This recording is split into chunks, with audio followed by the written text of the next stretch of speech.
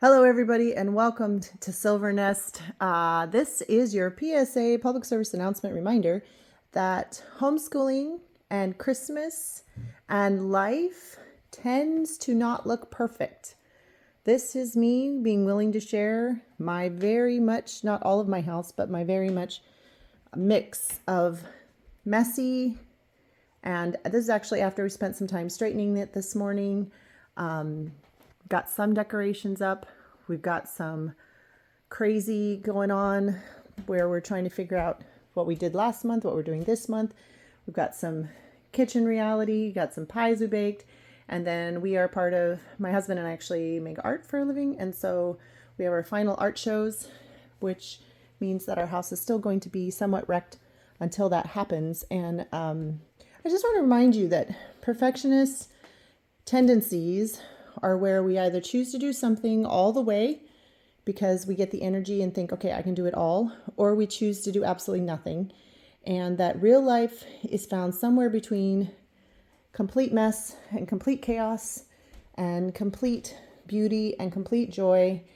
And we have friends right now that are facing flooding here in Washington. We have friends that are saying goodbye to loved ones. We have friends that are welcoming new babies. We have friends that are struggling with loss of job. We have friends that are celebrating job, growth and explosion and blessing. And so in the middle of all the chaos and all the blessing, I just want to remind you that God is in charge and that we are going to trust him in the messy middle. There's in my bedroom is the messy middle. And we're going to look for the things that are bringing his presence into our chaos, that Jesus came down to a messy stable. He came down to messy people. He came down to real people. And in all of that, every Advent to me is a mix of grief and joy and a gift of thankfulness and gratitude and a constant reminder to try to focus on the things that are truly important and not on the things that I can get so focused on and so messed up with. And so today, I hope this reminds you too that we're going to make it because God already paid the full price.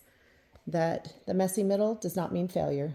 The messy middle and grief and joy combo is life, and that he has been the savior of the world since he made the world. And he hasn't forgotten about you, and he hasn't forgotten about what you need, and he hasn't forgotten about all of the things that are going on in other people's lives either.